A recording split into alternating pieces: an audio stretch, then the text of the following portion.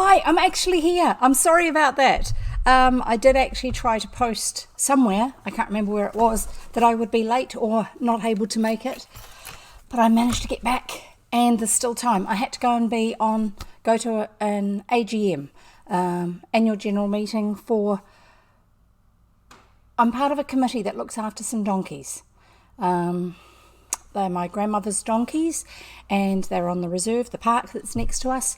And we have a meeting every year and we have to elect officers, you know, and the committee and all that sort of stuff. So I had to go to that and it's not something I can really get out of unless I'm ill.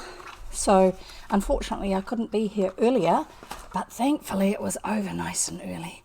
Usually it takes a lot longer. People have been in, we've got a new chairperson and she's very efficient. It's wonderful because we cover the things we need to do. We do have a little bit of fun, but we also get there earlier than we otherwise would have. And I'm just going to send you the links that you might need. And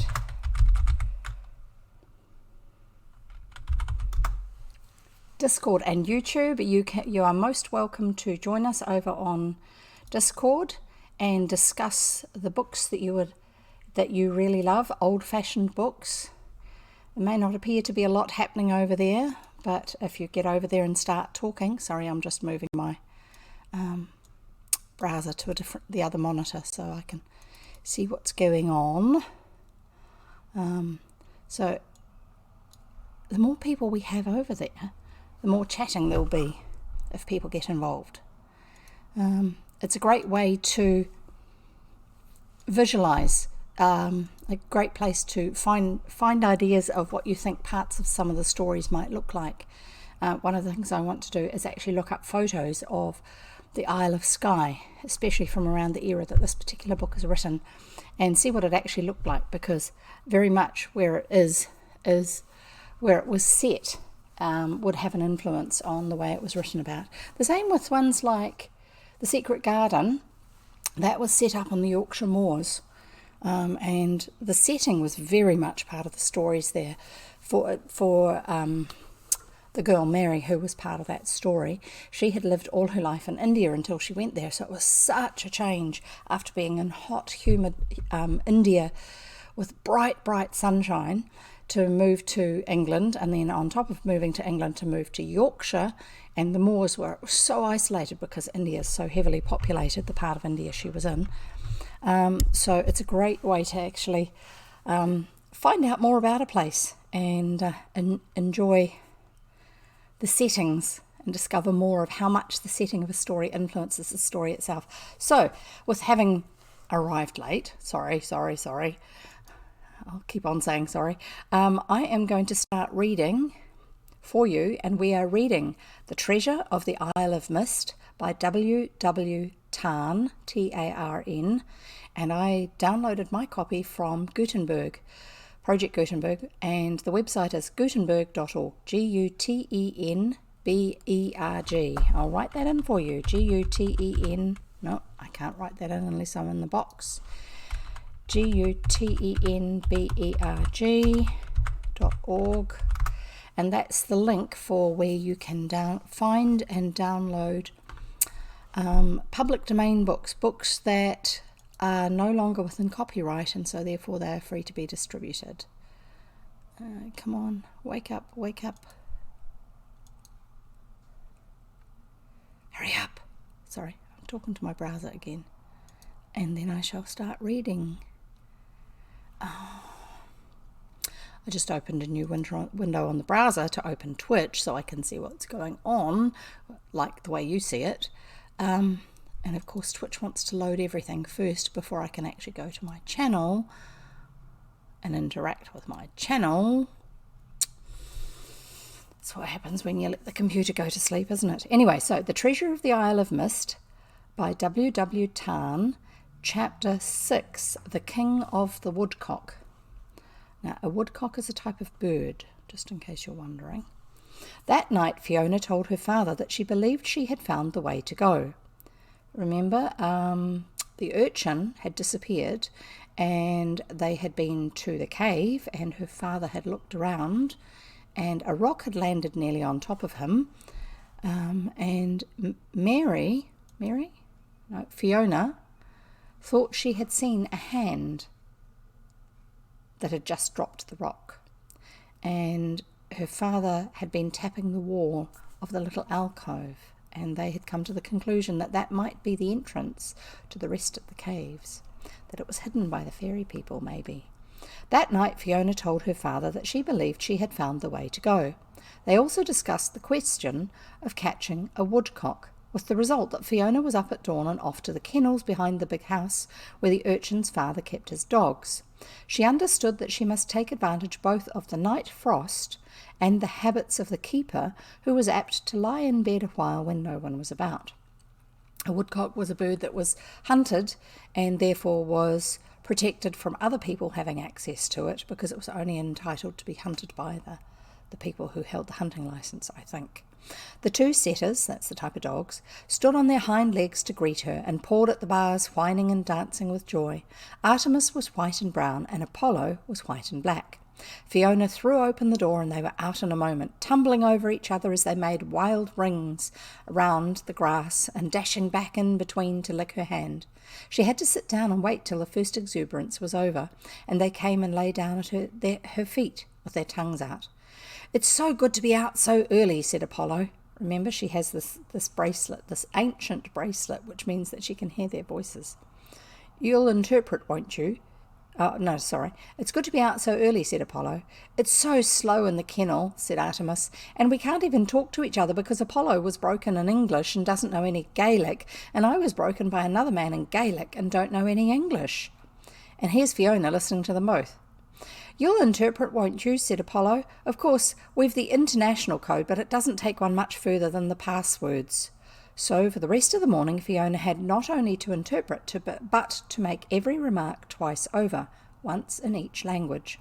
But it will do if the reader takes this for granted. Otherwise it's going to make the story very long. "What are we going to do?" said Apollo. So Fiona explained to them that she wanted to catch a woodcock and ask him a question, and she hoped that they would help her.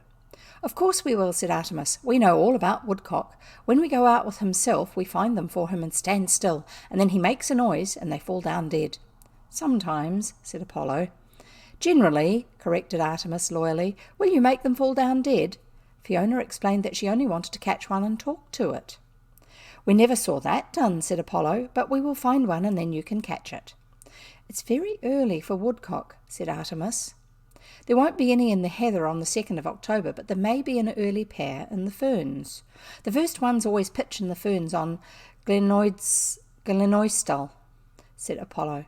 So to Glenoistal they went, down the shore road and across the little bridge, and then by the shepherd's track along the top of the black cliffs, over grass and stones all rough and white with frost.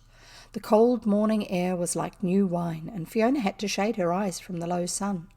Then the track left the cliffs and began to climb up a sunless valley, across little burns and beautiful fading ferns, till between two great moorland crags it reached the pass, more a watercourse now than a track, and then came the cairn at the summit of the pass, with its glorious view of sea and mountain, and down at one's very feet the deep, narrow valley that was Glenoistal. No, Glenolostal.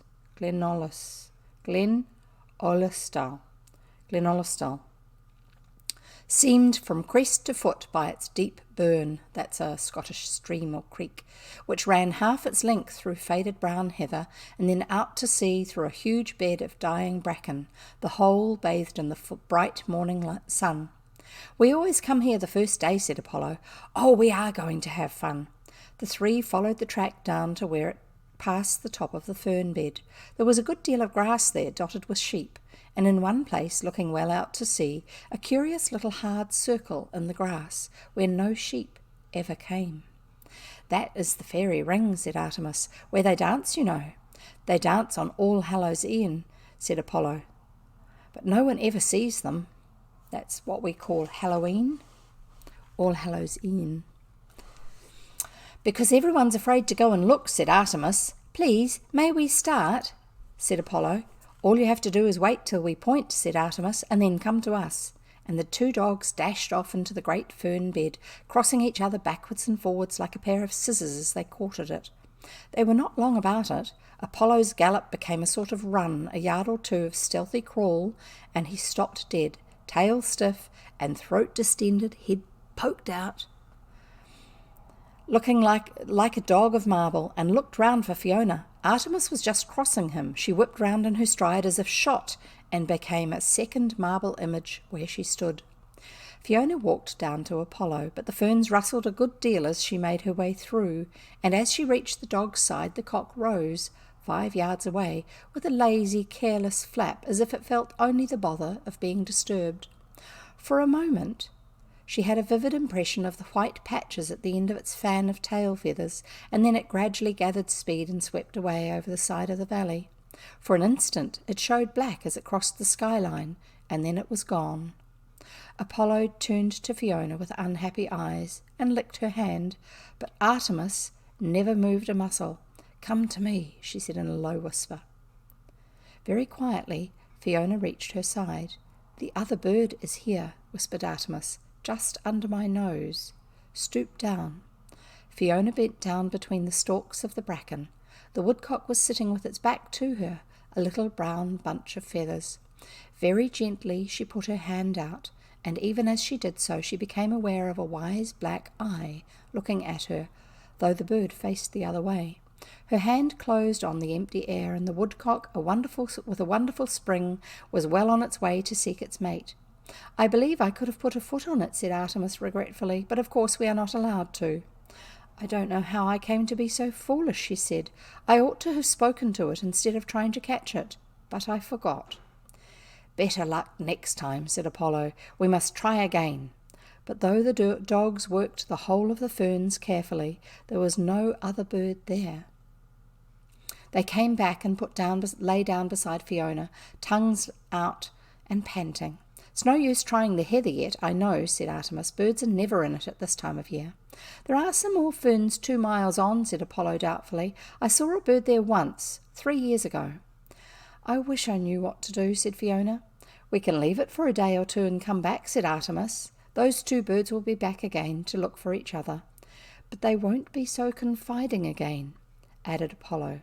They were all so preoccupied that they never noticed the shepherd till he was quite close to them.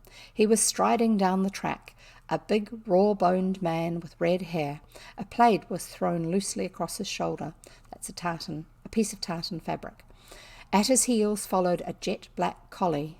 The dogs saw him first. It would seem that they did not like him. Every hair on their necks bristled. They shrank close to Fiona, making little moaning noises in their throats and flattening themselves as if they were trying to burrow into the ground. Their eyes were full of terror. "Why, Artemis, Apollo, what's the matter?" said Fiona. Then she looked up and saw the shepherd. "Why, it's only the new shepherd and his collie. There's nothing to be afraid of." "Collie," said Apollo. "That thing's not a collie. Can't you see?" "Shepherd," echoed Artemis. "That thing's not a shepherd. Oh, can't you see?" The shepherd came up to Fiona and said that Miss Fiona was out early, and was there anything he could be doing for her. He spoke in the soft, correct English of the Gael. "I came out to catch a woodcock to talk to it," said Fiona, "and we can't catch one." It occurred to her even as she spoke that the statement sounded a little out of the ordinary, but the rough shepherd never let the least sign of this show on his face. He answered in the most matter-of-fact way, with the gentle courtesy of the west coast, that there would not be many woodcock in yet, and would he try to catch one for Miss Fiona. "Oh, do you think you could?" said Fiona eagerly. "I shall be so grateful." Then the shepherd saw the trouble of the dogs. He said something to them in a language that was neither English nor Gaelic, and waved his own dog to go. The collie went straight off up the moor and sat down on top of the nearest rock ledge, an odd little blot of black on the brown and yellow moorland. Apollo and Artemis got up and shook themselves violently. "It was the international password," said Apollo. "Goodness knows where he got it from, but we have to recognise it." "I'm not happy," said Artemis. "I was well brought up. I never associated with this sort of thing before." Fiona, who knew that a new shepherd had been coming, could make nothing of their trouble, and did her best to smooth them down. The shepherd led the way up the hill and on to a little rough plateau, broken with rocks and bits of heather, lying under the main rise of the hill where it rounds away towards Glen Ollistow Burn. I was thinking that there should be a woodcock about here, he said.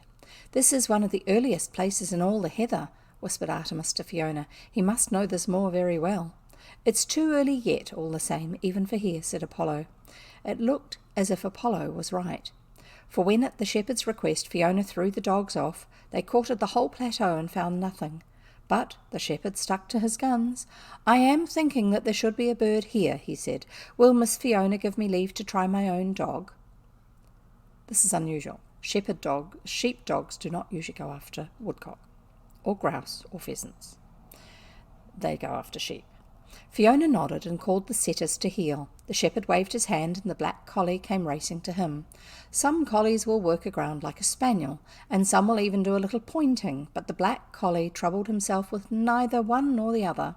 When the shepherd spoke to him, he just cantered straight forward to a small patch of heather on the sunless side of a rock, where the frost still lingered, and there sat down quite unconcerned, as though the matter in hand were altogether beneath the scope of his talents. I think he has a bird, said the shepherd. I tried that place, said Apollo. There's nothing there. But the shepherd had gone up to his dog and was peering carefully into the heather. Then he beckoned Fiona. Does Miss Fiona see the bird? He asked, pointing. Fiona looked long before she saw. The woodcock had squeezed himself right into the roots of a frost-covered clump of heather, and even when the heather was parted, nothing showed but his little orange tail, with its white and black points. Shall I catch him for Miss Fiona? Asked the shepherd, and Fiona said, Oh, yes, please, if you will. The shepherd knelt down and brought his two great hands slowly to either side of the tuft of heather. Then he closed them with a snap and drew out the largest woodcock Fiona had ever seen. It struggled and thrashed at his wrists with its powerful wings. Will Miss Fiona take the bird now? He said, just behind the wings with her thumbs on its back. So Fiona took the bird, and as she did so, its back-seeing eye caught the glint of her copper bangle. It stopped thrashing with its wings, and lay quite still in her hands. Oh, I say, he said, why didn't you say before, instead of employing these people and frightening an honest bird out of his senses? My dogs couldn't find you, said Fiona, and I think it's so good of the shepherd to find you for me. Shepherd, said the woodcock, that wasn't a shepherd, and it wasn't a collie either. Fiona suddenly recollected that she had not yet thanked the shepherd, and turned to do so, but the shepherd and collie were gone. They must have walked very quickly to have turned the corner of the hill already. Where did he go? She asked Artemis. Artemis shivered. To his own place, I hope, said Artemis severely. Well-brought-up dogs should not be asked to associate with things like that. But it's only the new shepherd, said Fiona. There's the new shepherd, said Artemis, nodding toward a distant slope where a figure with a brown collie could be seen gathering sheep. What were they, then? Asked Fiona. Two of the little people, of course, said Apollo. Oh dear, I'm afraid you'll have trouble. One generally dies, said Artemis with cheerful consolation. But they were very nice to me instead, said Fiona. Of course they were, said the woodcock. You're privileged, you know. We all know it, and don't you mind the dogs, my dear. They are good creatures, but they and their forebears have lived so long with humans that they have forgotten most of the things that we know. They are nearly as blind as humans now, saving your presence, my dear. And now, what is it you want with me? I want to find the king of the woodcock, said Fiona. Bless your heart, said the bird. And who do you suppose we are? You never saw a woodcock our size before, did you? And indeed Fiona never had, for he was as big as a young grouse. I think woodcocks and grouse are birds that I'm going to have to find photos of, so I can see what they look like, and maybe share them up on our Discord. 18.5 ounces if I'm a pennyweight, said the woodcock. I am the heaviest king that we have ever had. Will you please put me down if you want to talk to me? It is hardly consonant with my royal dignity to be held. I shan't fly away, noblesse oblige, you know. So Fiona put him down, and he arranged himself like a bunch of feathers on the ground, his head well back between his shoulders, and his beady black eyes looking all round him at once. Why didn't Apollo find you? Asked Fiona.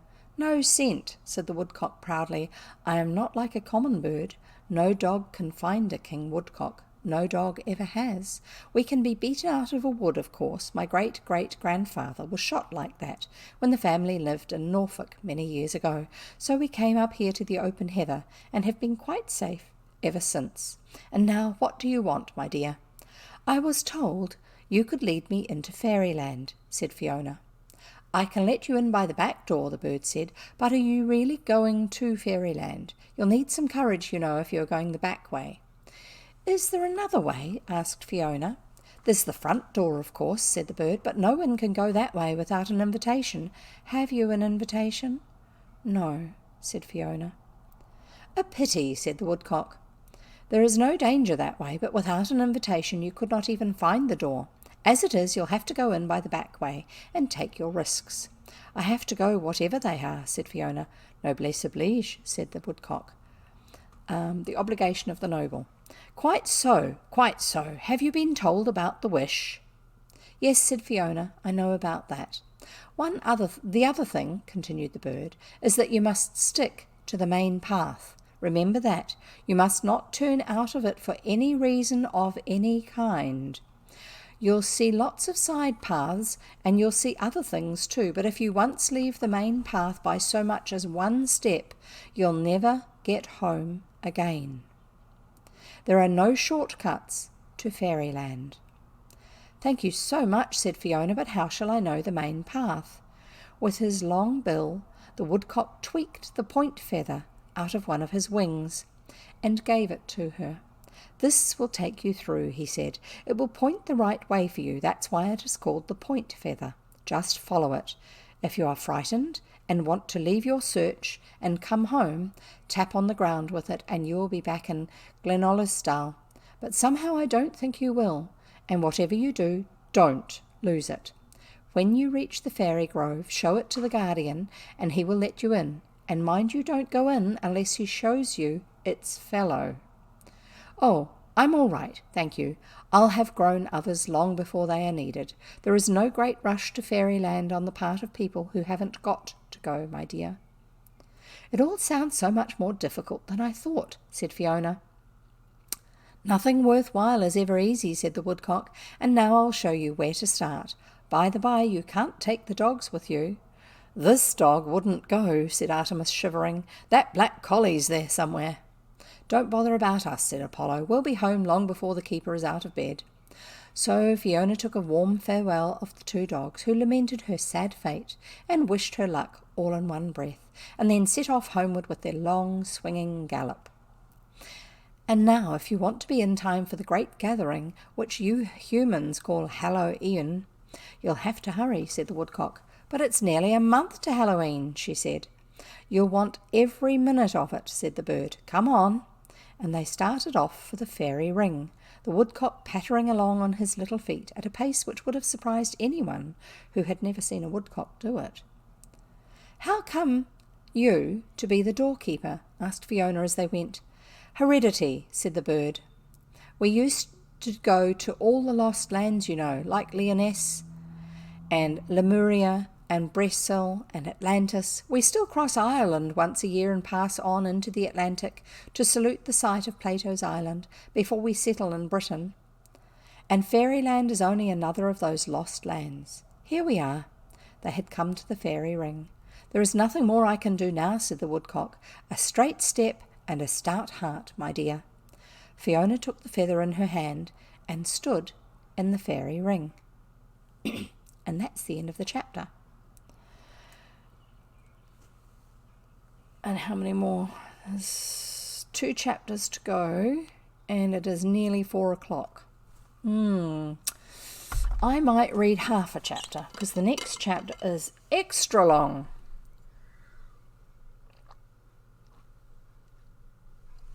And I'm really sorry I wasn't here earlier. Oh well. We shall carry on. We shall carry on. Now, The Treasure of the Isle of Mist by W. Tarn, and we are reading chapter 7, which is called Fiona in the Fairy World. And I'm only going to read half a chapter, I think, if I can find a place suitable to stop, because I can't read for another whole hour. Well, I can't read until, what's the time now? It's nearly 4 o'clock. I can't read until 5 o'clock, but I can read till 4:30. So here we go. Fiona in the fairy world. It was very, very dark. Fiona could not see her hand if she held it close before her eyes. It was just blackness. Only one thing broke it. Far away, many miles it might be, was a tiny speck of white, like the point of a pin.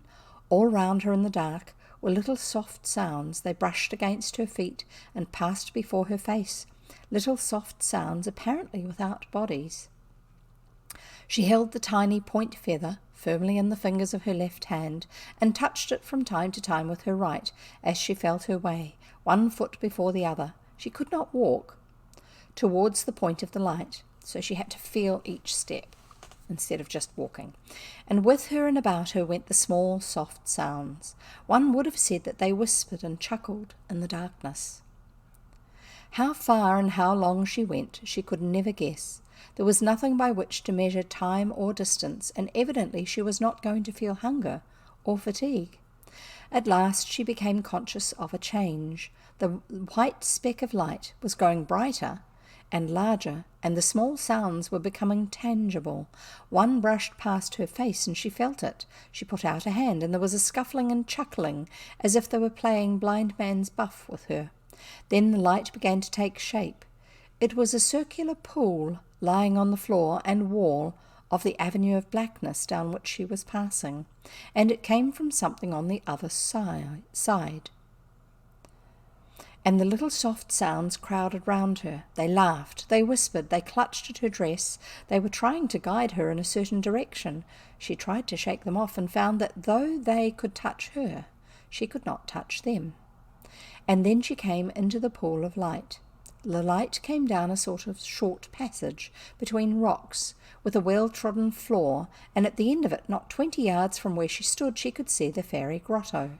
One grand white carbuncle, that's a type of gemstone, as big as an arc lamp, hung from the roof, filling the grotto with dazzling white light, and the radiance of the carbuncle was flung back into a million points of new splendour from the walls of the grotto, shifting and shimmering like the rainbow across a waterfall, ruby and orange, yellow and emerald, sapphire and violet, changing as each new facet came into play. For the walls of the grotto were set thick with cut jewels of every colour and hue. A glorious sight it looked, and Fiona suddenly became aware that the soft things that clutched at her dress and the soft things that whispered in her ear were all trying to draw her toward the beautiful grotto. But she felt her feather, and it pointed straight on into the dark. So she moved forward, and with the first step she saw the trap. The floor of the beautiful grotto yawned wide, showing the horrible abyss beneath it. And the darkness was full of soft flutterings and the chucklings of mocking laughter. But they touched her no more at the time, and suddenly the darkness fell away on each side like a wall, and she stepped out into daylight. She was in the desert, the yellow burning sand stretching all round her, a mass of glittering particles that made the eyes soar. Wave after wave it went billowing away to the red burning hills that faced and flung back the burning sun. Mile after mile she stumbled along in that aching heat, and then as she topped a great hillock of sand, she suddenly saw the fairy city. Very beautiful it looked, rose-pink on a wooded island, in a fair lake of water whose blue mirror gave back every trembling cupola and minaret, and toward it, down a broad track marked by tamarisk bushes, went a goodly company of merchants, with tinkling bells on their camels' necks and golden ornaments on their camels' heads, the company of a chief who rode ahead on a white Arab steed, with his long jezail laid across his saddle-bow. Here could no doubt be, and Fiona all but stepped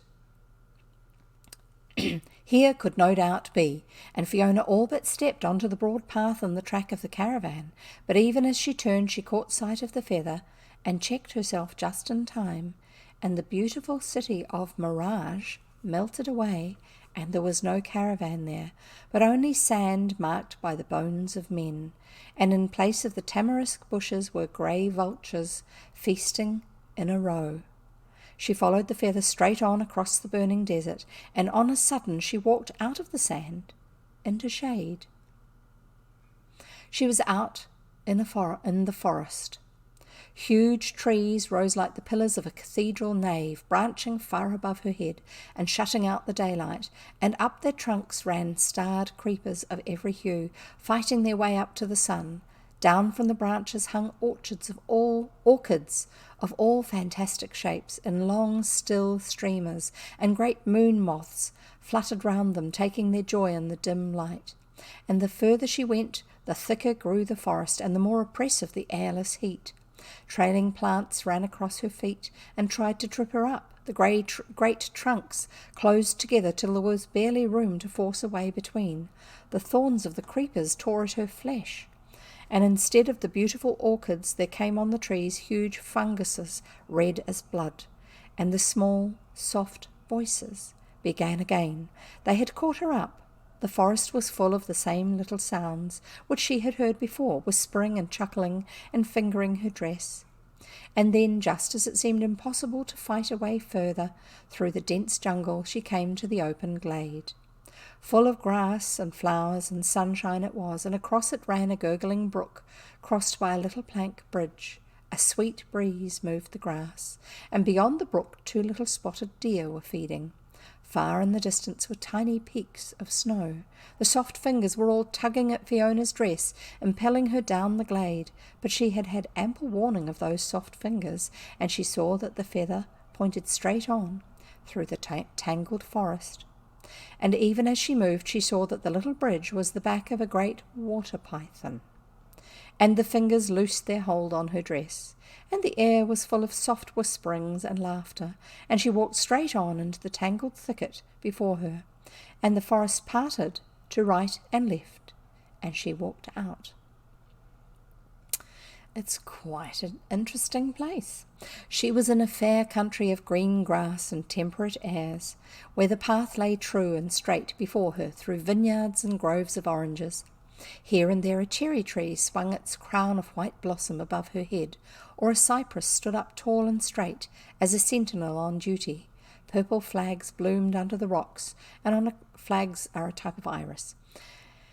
And on a clump of brown orchises, which are multiple of orchid, sat 2 little jewelled butterflies, burnished green as old copper, and up the path of the sunlight came a swallowtail with its stately glancing flight.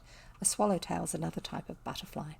Everything spoke to her here of fair peace and security, and when she heard the air still rustling with little soft sounds and chuckles, and knew that they had followed her, she began to wonder how it was that now that she knew their ways, they should think it worthwhile, and they were becoming most active.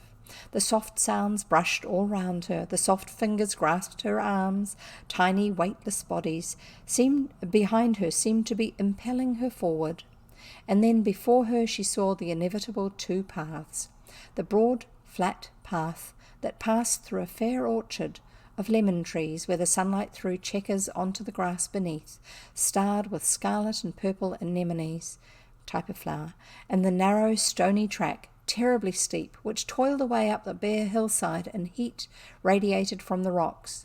Never had the soft sounds been so insistent. A myriad gentle hands were trying to steer her, even to push her by force toward the lemon trees.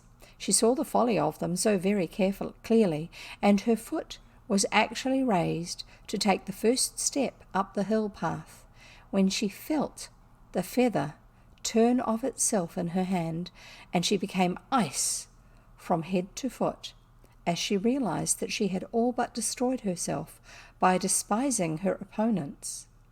They had striven this time to force her into the true path, believing that she would certainly take the opposite one.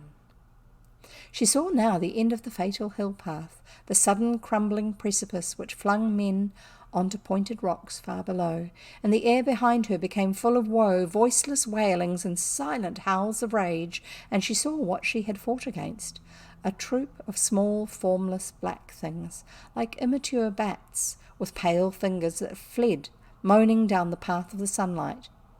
She knew now that they would not vex her again.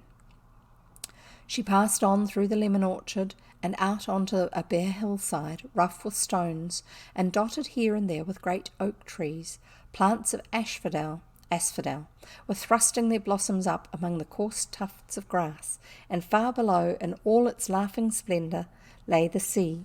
And as she turned the shoulder of the hill, she saw the temple, a fair Doric temple of grey marble, standing in lonely beauty among the scattered oak trees. Its metopes were carved with the figures of gods and heroes of an older day, and round it ran a frieze of warriors who fought with Amazon women. Sorry, fluff on my nose. Now, a Doric temple. It's a particular building style from a period of ancient Greece. The tops of the columns have very, very simple ornamentation. It's just a couple of rings of stonework instead of the fancy, curly, leafy tops on them. So it's the early stages of Greek historic design. The metopes are triglyphs and metopes on the edges around the base of the roof on a Greek temple. There are triglyphs, which are sets of 3 bars that go across, and the metopes are the panels in between these triglyphs, and they have carvings in them. They have pictures that are carved into the stone, and a frieze is like a band of illustration along a wall. And round it ran a frieze of warriors who fought with Amazon women. The singing was just over, it seemed, and the double choir of white-robed girls who had been giving strophe and antistrophe of some festival ode had broken into groups. I'm thinking that's parts in the song. Had broken into groups, these playing at ball, those reclining in the shade or strolling about with their arms round each other's waists. In her chair in the cool portico sat the fair-faced matronly priestess, still crowned with red roses, and before her 2 little boys poured wine into a crystal goblet. And as she saw Fiona, she rose from her chair and greeted her by name, calling her happily that she had now come safely through the path of danger and that her troubles were ended. "Come here to us," she said, "and rest, for it is but a little way now that you must go, and there is ample time. Slake your thirst at this crystal goblet, and lie a while in the shade while these maidens crown you with flowers." But Fiona had learned her lesson, and she looked at her feather, and the feather pointed straight along the hillside. So she passed on without a look or a word, and as she passed came a noise as of the earth opening, and the pillars of the temple bowed themselves, and the middle of the building collapsed, stone by stone, till only the outer columns remained among a mass of fallen blocks, and triglyph and metope and sculptured frieze lay in fragments about them.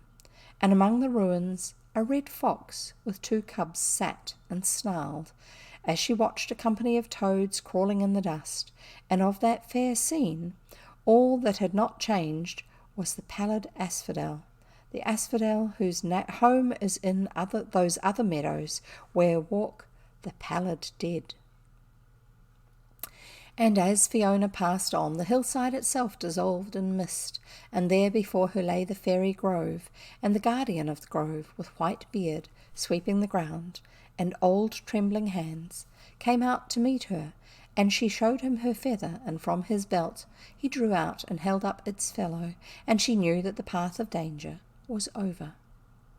"No one has come through by the way you have come for more years than my old memory can follow," he said. "They always fail at the lemon orchard. How did you escape?" And Fiona told him how the feather had turned in her hand of itself.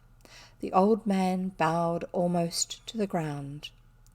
"That was the direct grace of the king," he said. "You must be a person of the greatest consequence." And when Fiona said, "I am just an ordinary girl," he again bowed low and said, "Young lady, I take leave to doubt it." Then he gave Fiona her directions for finding the king, and warned her that she must not loiter in the fairy grove, for the fairies were already gathering for All Hallows Eve. So Fiona walked swiftly through the grove, not seeing one half of its beauties, though she would have loved to have lingered among the trees, for in the grove grew every tree and plant, famous in legend or in history, of which not the 10th part can be told here. There was the Norse ash, whose roots bind together the framework of the earth.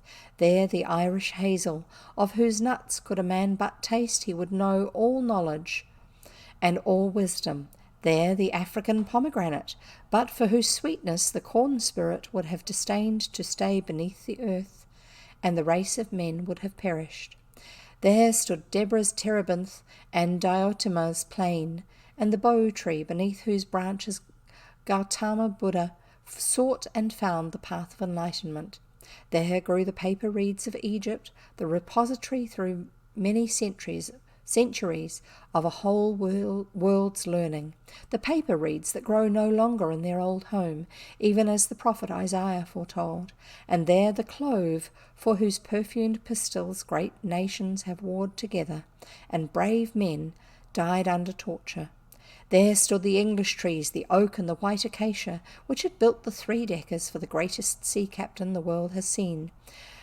There was that great traveller, the mulberry, which had left its home on the Yangtze, that's in China, to follow the old silk route across Asia, which had crossed the stony Gobi, which is a desert, where wild camels run and the jinn light their lamps at night to decoy travellers. Jinn, D-J-I-N-N, from which we get the word genie. Genies in the lamp.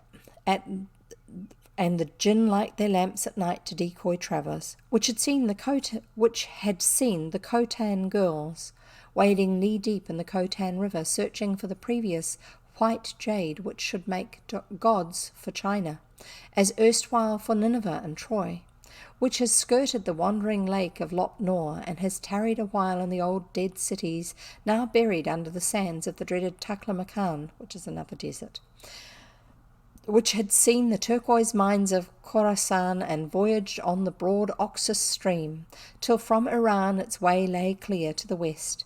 There grew the cedars of the Atlas, which had aided their great mountain to support the sky, and had sailed south with Hanno to the Guinea Gulf to bring home those gorilla hides which lay on the altar of Melkarth at Carthage. And there the most famous of all the trees of the forest, the proud cedars of Lebanon, which had once exulted with their voices over the fall of the king of Assyria, which had built for Solomon his temple and his house for the daughter of Pharaoh, and which had given to the princes of Tyre the ships in which, greatly daring, they had ranged the 3 seas, bringing home the gold of India and the silver of Spain and the tin of Cornwall, the wealth of the east and the west, myrrh and frankincense and purple dye, ivory and apes and peacocks, and last of all was the twisted grey olive, beloved of grey-eyed Pallas Athene, the symbol of all that raises man above the savage, the tree in whose train, as it moved out from its home in Asia, had grown all the civilizations that ringed the Mediterranean. So Fiona passed through the grove and came out on a broad place of grass, and right before her stood the fairy ring, but not such a one as the ring on Glenolostal, which she knew. This ring was of vast size, and round it grew in a circle huge red toadstools, splotched with white, the red toadstools from which the witches of Lapland had used to brew philtres of love and death. But vast as it was, it could not hold all the creatures that swarmed around it. It was a gathering such as Fiona had never dreamt of. On the outskirts stood an innumerable host of little strange beings, of every sort and shape, elves and brownies, gnomes and pixies, trolls and kobolds, goblins and leprechauns, and the babble of them, as they whispered together, was like the noise of a flock of fieldfares, type of bird. And within them and around the ring itself stood the fairies. All the lost peoples and nations and languages, it seemed, were there in miniature, every one that Fiona had ever heard her father speak of, and many another of which even he, knew nothing. There were fairies of the old stone peoples, brave-eyed, clad in pelts of the saber-tooth, bearing the blade bones of bisons on which were carved pictures of the mammoth and the reindeer. Fairies from Egypt, clad in fine white linen, with girdles of topaz and aquamarine, with fillets round their brows, from which the golden uraeus lifted its snake head, bearing blossoms of the blue lotus. Fairies from Babylon, glowing in coats of scarlet or of many colours, their eyes deep with immemorial learning, bearing clay tablets on which were signs like the footprints of birds. Fairies from Crete, light of foot in the dance, in flounced skirts adorned with golden butterflies, crowned with yellow crocuses, and bearing vases on which were painted the creatures of the sea, nautilus and flying fish and polyp. Fairies of the Iberians, black-haired and black-eyed, clad in black cloaks, small and shy and dusty, bearing ingots of tin. Fairies from Cappadocia, in peaked shoes, and pelisses of lion's skin trimmed with the fur of hares, moving to the clash of cymbals, bearing grapes and ears of corn. Fairies from Mexico, with heavy cheekbones, resplendent in mantles woven of the plumage of the quetzal bird, carrying bricks of gold. Fairies from Ethiopia, black as the black diamond, clad in leopard skins and plumed with the feathers of ostriches, carrying tusks of ivory. Fairies from the land of Sheba, well skilled in riddles, with cloaks of camel's hair buckled with clasps of onyx, bearing caskets of agate filled with spices. Buddhist fairies of the Naga race, with the sevenfold cobra's hood springing from their shoulders and shadowing them, languorous and heavy-eyed, carrying crimson water lilies. Fairies from Cambodia in stiff dresses of cloth of gold, with gilded faces and scarlet eyebrows, bearing pagoda bells which tinkled. Fairies of the Golden Horde, bandy-legged with pug noses and slitted eyes, clad in dyed sheepskins and carrying the tails of horses, used as a whisk to keep flies away. Golden Horde, Mongolia, bandy-legged because they rode horses. Famous horsemen. All sorts of different sports that they engaged in from horseback. Fairies of the Picts, that's the early people of northern British Isles, especially up in Scotland, tattooed to the eyelids, their plaids dyed with crottle and the root of the yellow iris, wearing badges of mountain fern or bog myrtle and bearing jars of heather ale. Fairies of Britain in deerskin cloaks fastened with brooches of enamel with golden torques circling their throats. It's like a collar, but it's round. The shape of it is round around their neck, but also it's made out of a round piece of metal.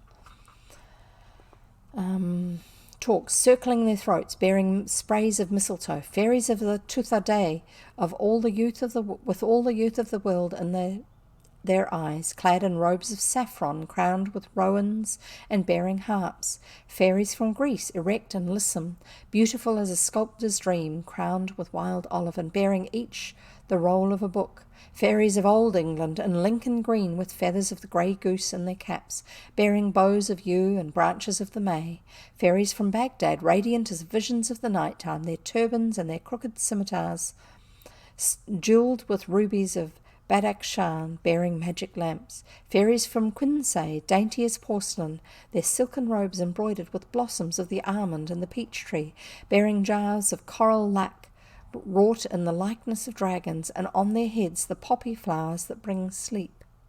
And in the middle of the ring stood a throne, carved out of a single beryl, it's a type of gemstone, green as the sea, and on the throne sat the king of the fairies, with eyes bright as the dawn and deep as the sea caves, in a cloak of Tyrian purple with clasps of amethyst.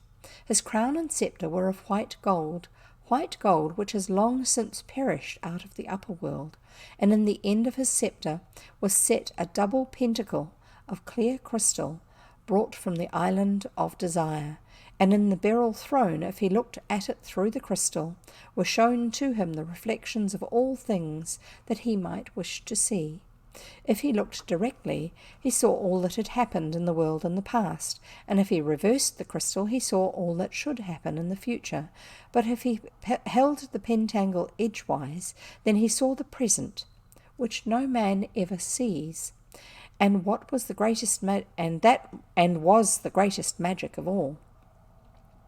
Round the throne stood his guards, black as Moors, in jackets and trousers of emerald green, clasped with orange zircons. Half of them bore trumpets of silver, and half of them carried spears with heads of green obsidian, as sharp as steel. And on either side of the throne, on a stool, sat a strange creature, a little wizened elf, with a large book on his knee. One wore a white cap, and he bore an inkhorn and a bundle of long quills. The other wore a black cap, and he bore a penknife.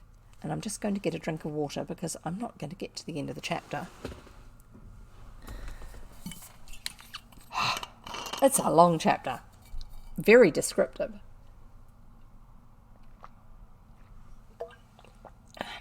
Such imagination. Wow. I wonder if anyone's ever drawn all of those different fairies.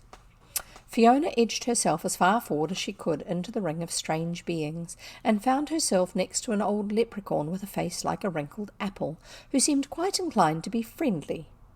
"A human," he said. "We do not see as many as we used to, but they say there are 2 to be tried tonight. As you see, we have attempted something out of the ordinary in the way of a welcome," and he waved his arm proudly round the enormous assembly. "Had far to come?" he asked. Fiona told him how long it had taken her. "That's nothing," he said. "There are people here tonight who, as soon as the dance is over, will start travelling as fast as they can, and will only just arrive in time for next year's meeting. Good for the shoemaking trade." "Where do they try the prisoners?" she asked him. "Here, in the ring," said the leprechaun. The king tries them. There's the public prosecutor," and he pointed to a fairy of pompous aspect, with a hooked nose and a Roman toga, and a roll under his arm. "He's a terrible fellow. And there's the king's remembrancer, those 2 with the books."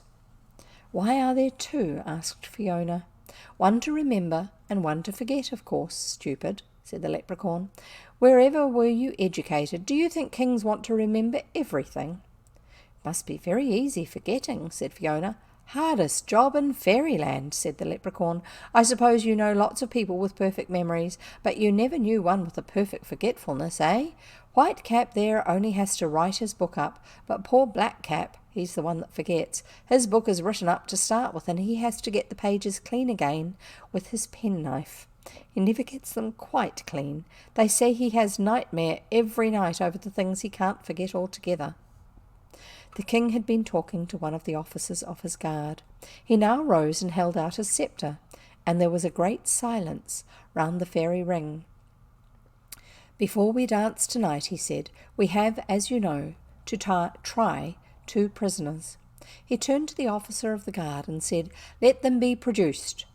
The officer at once produced the urchin, from nowhere in particular, as a conjurer produces half-crowns. The boy looked rather large among the little people, but otherwise he was much as Fiona had last seen him. His shirt and knickerbockers were covered with earth stains, and he still had the same length of useless rope coiled round his waist. But Jeconiah? Was this the prosperous financier, this wretched apology of a living being which the officer held out on the palm of his hand? Not 2 inches high, its white waistcoat hanging in loose flaps, speechless and wide-eyed with terror and abject entreaty, it was like the ghost of a parody. The officer had to set it on one of the great toadstools and mark the place with a stick, lest it should be lost. The king regarded it with interest. "I understood that the elder prisoner was a very stout man," he said. "That was so, your majesty," said the officer. "He was so stout that we thought it useless to attempt to take him through the doorway as he was. So we left his body behind, and only brought away the essential part of him. This is all that there really is of him, sire. The rest was wind.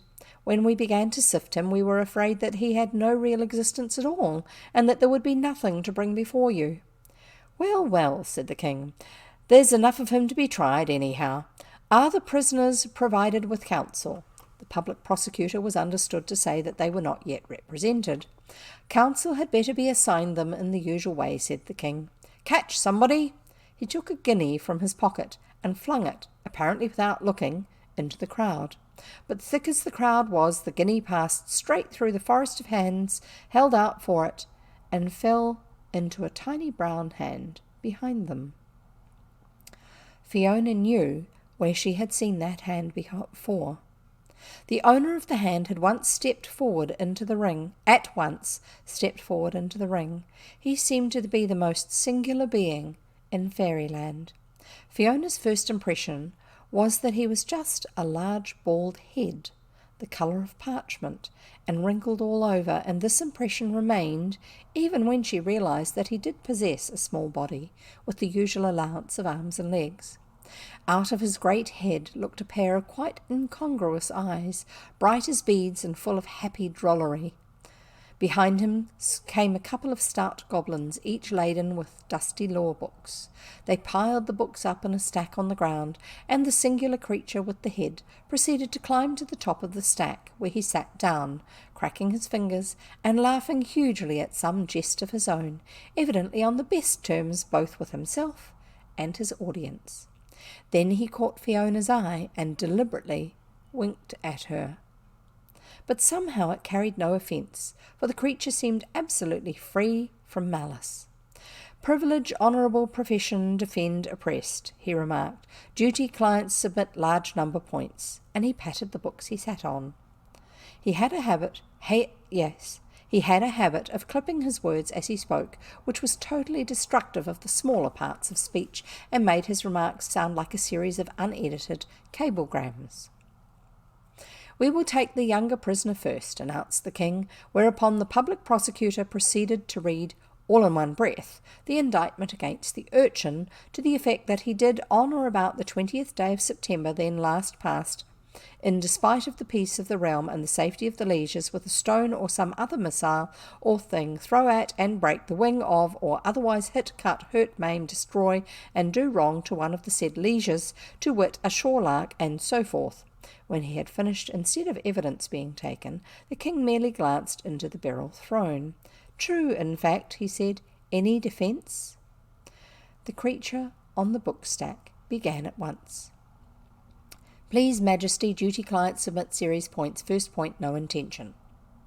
But Fiona did not wait to hear what it had to say.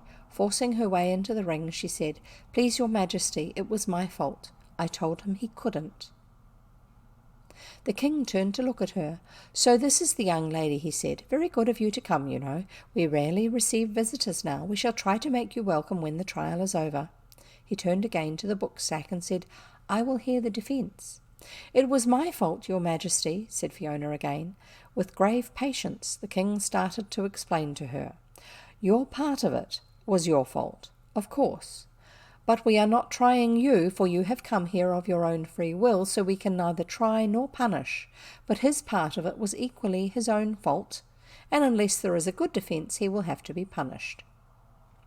The creature on the book stack was nodding and signing to Fiona, but she was too engrossed with a single thought to notice him.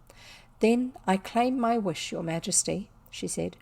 "Quite in order," said the king. "The trial will be suspended while the young lady wishes. Officer!" And immediately the fairy ring was strewn with a strange collection of objects, looking rather like the contents of an old curiosity shop that had gone bankrupt. The officer held them up one by one for Fiona to see. "When we heard you were coming," said the king, "we collected a few little things for your inspection. It's so long since we had any use for any of them that many of them seem to have developed serious defects, which we regret, but they are the best we could find at short notice. This," he pointed to an old ring, "is a common wishing ring. It used to do all the usual things. The genie attached to it has unfortunately become very deaf with age, but if you can make him hear, we believe he is still in fair working order. This," as a frayed girdle was held up, "is the famous Cystus of Aphrodite, which she lent to Helen of Troy. Its wearer used to become the most beautiful and unpopular creature in the world. It will still confer beauty, though hardly suited to the modern style. The unpopularity we guarantee. This, pointing to a huge book, contains the truth of that which in your world passes as knowledge. It would delight your father. He might publish selected chapters and watch the critics cut them to pieces. This, as a battered trumpet was exhibited, is fame. Your praises would be sung all over the world, and the world would say, never mind what she has achieved, tell us about her faults. This, and he contemplated an old iron sceptre, is power. You would become a great ruler and would probably die in exile. And under this, and he pointed to a sheet of black velvet, thrown loosely over some object, under this is the treasure of the Isle of Mist, which I am told that you have heard of. Do any of these please you? If not, we have others. Fiona never thought about it for a moment, of course. She had not done all that she had done to hesitate now. She did not look at the king's face, and she took not the least notice of the creature with the head, who was dancing about in a perfect agony, trying to attract her attention. Please, your majesty, she said in breathless haste, I came here to find the urchin and take him home with me. That is my wish. She had hardly spoken the words when her instinct told her something was wrong. A sort of chill seemed to run through the air, and the colour seemed to go out of the fairy world. The creature with the head stopped dancing about and began to wring its little hands. She looked up at the king's face and read there. Was it disappointment? Was it regret? She hardly knew. A very natural and proper wish, said the king gravely. We shall of course accept it as such, and grant it with great pleasure. The young prisoner is discharged. Take the next case. And then Fiona saw. She saw the thing which had once been Jeconiah, with that look of abject terror and entreaty in his eyes, and she realized that it would have meant nothing to her to have included Jeconiah in her wish, and that for Jeconiah it would have meant everything. And she realized also that worthless and evil as he had been in life, selfish, mean, a thief and a liar, he was still a human being, and had a soul, and possibilities of which the fairy world could know nothing. She felt a wave of humiliation pass over her, and she resolved that whatever he was and whatever happened, she would not go home without Jeconiah. And I'm going to stop there, because now they're going to start the trial of Jeconiah, and that's an intriguing place to stop. It is indeed. And how's it going to go? The only piece of this whole story that I remember from having read it was her going through the place, the journey in fairyland, and having the feather, and at the last moment on that last choice, having the feather turn in her hand to point to the pleasant way instead of the hard way. That's the one thing I remember from the story when I was growing up. I'm going to finish now, and I shall see you next time. Please do come and join us over on Discord. Otherwise, you can catch other stories that I've read before over on YouTube. This story will make its way there. You might even be listening to it there. Bye.